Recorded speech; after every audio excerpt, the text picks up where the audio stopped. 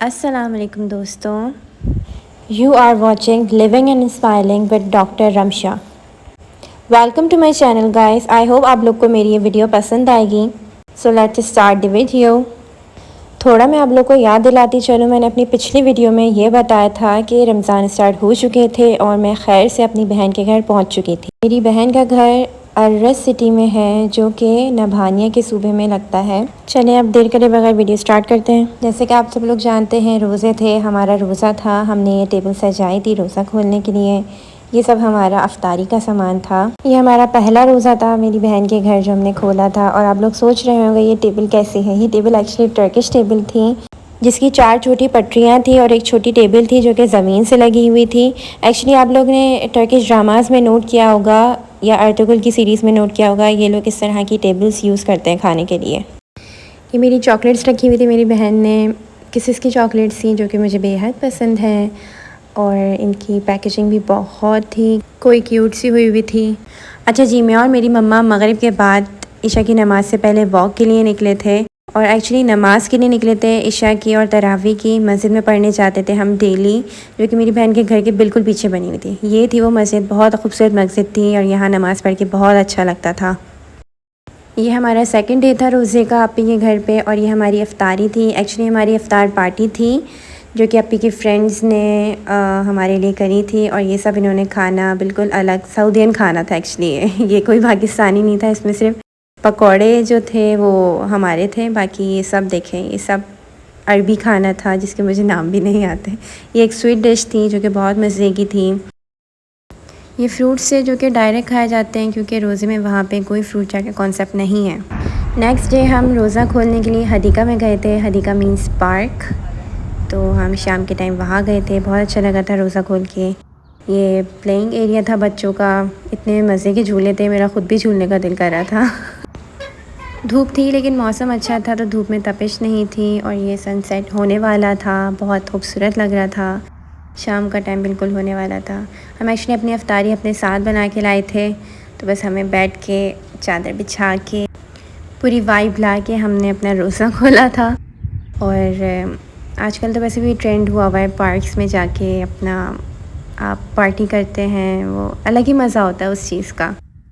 तो हम ये अक्सर करा करते थे वहाँ पे, हमारा काम ही यही था। हम हदीका में जाते थे, पार्क में जाते थे, कभी बारबेक्यू, कभी कुछ करें कभी कुछ करें।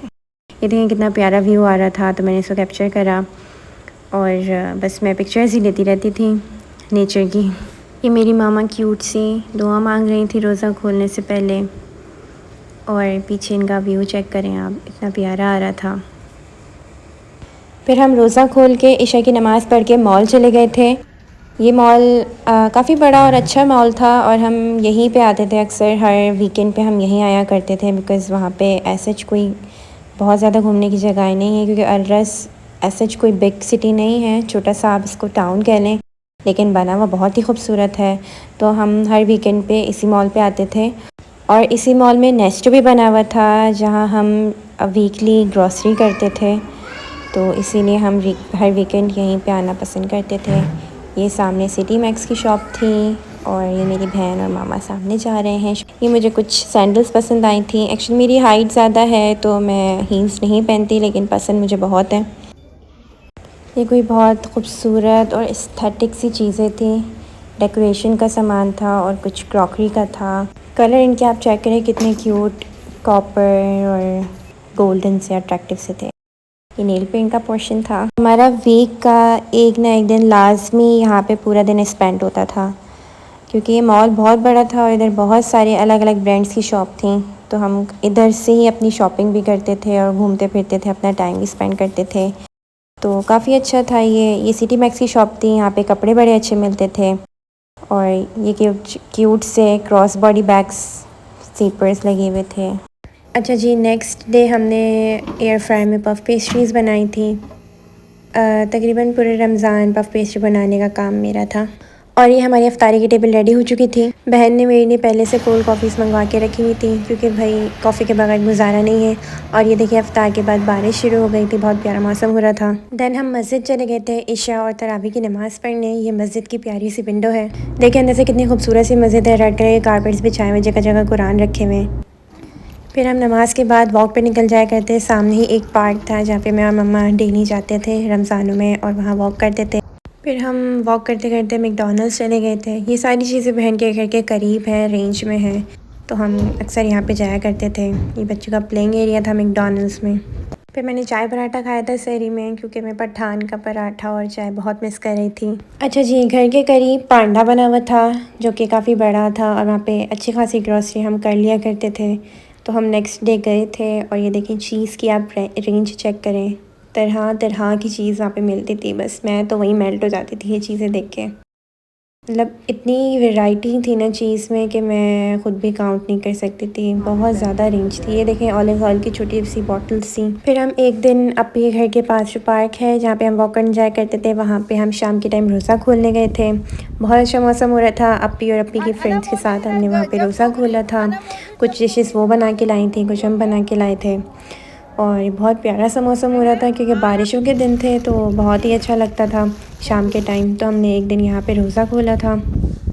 और ये भाई वहाँ का फ़ेमस लबन था मैंगो फ्लेवर में। और ये मैं रात में कुछ हरकतें कर रही थी, आई थिंक सब बोर हो रही होंगी जब भी पागल वाली हरकतें कर रही थी।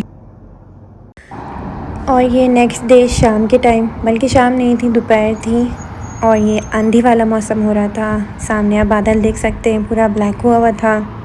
बस कभी भी आंधी आ जानी थी और बारिश के साथ वो भी। रात में बारिश हो चुकी थी और बहुत प्यारा लग रहा था रोड। फिर हम रात में नमाज के लिए और तरावी के लिए मस्जिद चले गए थे। ये वापसी की वीडियो है, बहुत अच्छी हवा चल रही थी। फिर हम वापसी वॉक में एक करीब में बेकरी थी, उसके अंदर चले गए थे और यहाँ पे आप चॉकलेट्स देखें, बस एंड है एंड। इतनी मज़े मज़े की चॉकलेट्स होती थी ना, लेकिन एक्सपेंसिव भी उतनी ही होती थी ये।